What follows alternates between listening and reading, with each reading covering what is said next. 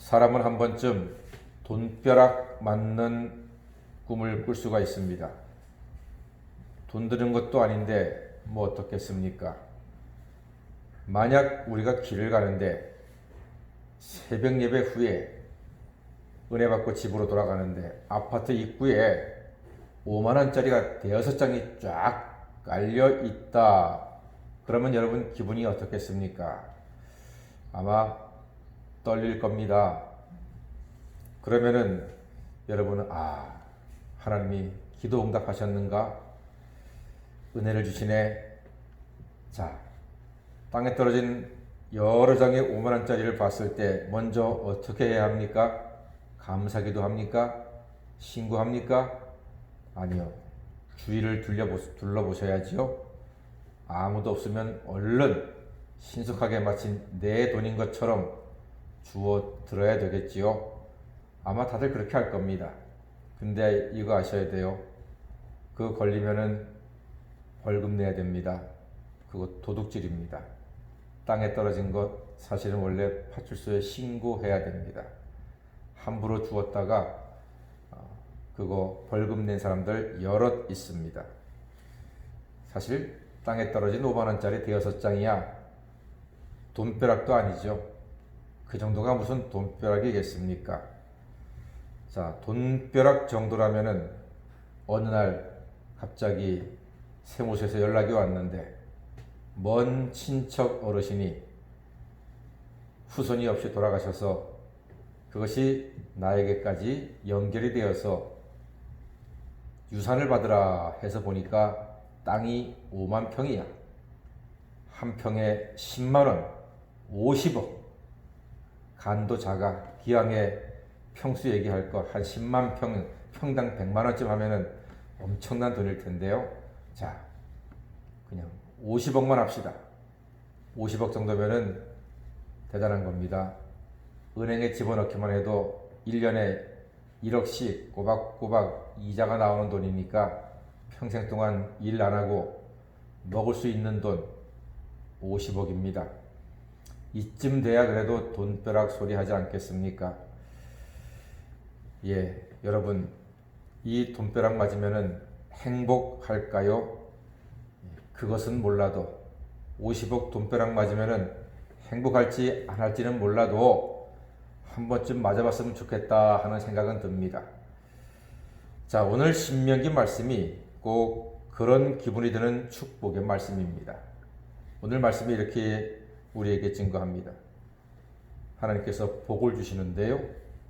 창고에도 복이 있고 손으로 하는 일에도 복이 있고 땅에서 복을 받고 소생과 소산과 새끼들이 복을 받고 때를 따라 비를 내리고 꾸어줄지언정 꾸지는 아니하고 머리가 되게 하시고 위에 있게 하리라 하는 복입니다. 이와 같은 복 중에서 어느 것을 먼저 주워 담아야 할까?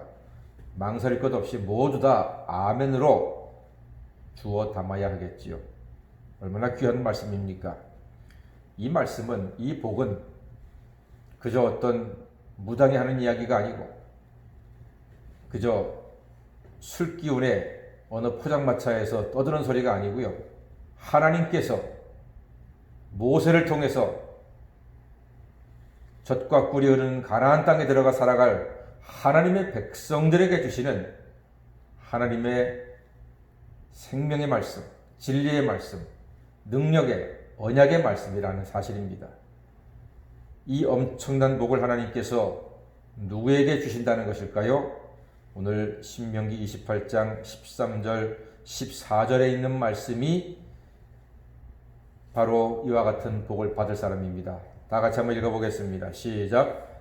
여호와께서 너를 머리가 되고 꼬리가 되지 않게 하시며 위에만 있고 아래에 있지 않게 하시리니 오직 너는 내가 오늘 내게 명령하는 내 하나님 여호와의 명령을 듣고 지켜 행하며 내가 오늘 너희에게 명령하는 그 말씀을 떠나 좌로나 우로나 치우치지 아니하고 다른 신을 따라 섬기지 아니하면 이와 같으리라. 아멘.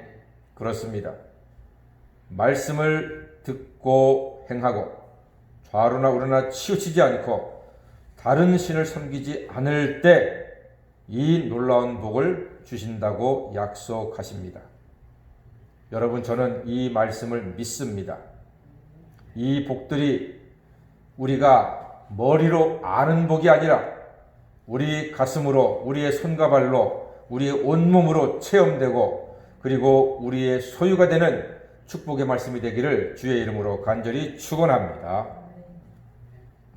충청남도 예산에 오가면이라고 하는 곳이 있습니다. 거기 한 가정이 살고 있었는데 너무나 가난했어요. 그야말로 찢어지게 가난했습니다. 그런데 그 가정이 어느 날 예수를 믿게 되었습니다. 그런데 너무 가난한 가정이니까 예수 믿으면 복 받는다는 말에 어머니가 아이들 데리고 예수를 믿게 되었습니다. 복 좀 받고 싶어서 너무 힘들고 너무 아프고 너무 괴로우니까 예수 믿게 되었습니다. 그러면서 이 어머니가 결심하기를, 그래, 기왕에 믿을 것 제대로 한번 믿어보자 하고 읍내에 있는 교회까지 2시간을 새벽 예배도 빠지지 않고 다니게 되었습니다. 그런데 그 집 둘째 아들이 다리를 좀 절었어요. 소아마비 아팠어요. 그 아이를 데리고 같이 갔는데 이 아이가 교회에 있는 풍금을 보고 신기하게 여기면서 눌러보는 거예요. 근데 이 아이가 풍금을 치는데 음이 맞아. 재능이 있는 아이고 풍금을 너무 좋아하는 거예요. 그 교회 목사님이 이 아이에게 너 한번 쳐볼래 하면서 가르쳐 주셨어요. 사모님이 아이에게 풍금을 잘 가르쳐 주었어요. 근데 아이가 워낙 소질이 있고 똑똑하고 잘하는 거예요. 그래가지고 얼마 가지 않아서 교회 예배 반주를 받게 되었습니다. 그 아이가 나중에 목사님 권면을 받고 음대에 진학을 하게 되고 나중에 연세대학교 음대 교수가 된 나인용 교수입니다. 그리고 그의 형은 감리교회 감독까지 된 나원용 목사이고 그 여동생은 또 목사 사모가 되었습니다. 그리고 그 가문의 자손들 가운데에 협성대 총장 감리교입니다. 총장이 나오시고 또 하버드대 의대 교수가 나오고 연대 교수도 나오고 참으로 하나님께서 큰 은혜와 복을 내려주신 귀한 가정이 되었습니다. 사랑하는 여러분, 복음은 가문을 세우는 줄 믿습니다. 사람은 할 수 없습니다. 하나님으로서는 다 하실 수 있음을 믿습니다. 말씀에 순종하는 것이 가문이 복을 받는 지름길입니다. 사람은 어떤 것도 제대로 할 수가 없습니다. 우리가 어떤 염려를 하더라도 들에 있는 풀 한 폭이 한 자도 자라게 할 수가 없습니다. 오직 하나님만이 인생의 생사화복을 전적으로 주관하고 계십니다. 돈벼락 좋아하다가 정말 날벼락 맞는 사람들이 너무나 많습니다. 우리는 복음벼락, 말씀벼락으로 하늘의 신령한 복과 땅의 기름진 복을 받는 우리 새벽성도 다 되시기를, 자손 대대로 하나님의 은혜로 하나님께서 멋지고 귀하게 쓰시는 아름다운 가문 이루시기를 주의 이름으로 간절히 축원합니다. 아멘. 기도하겠습니다.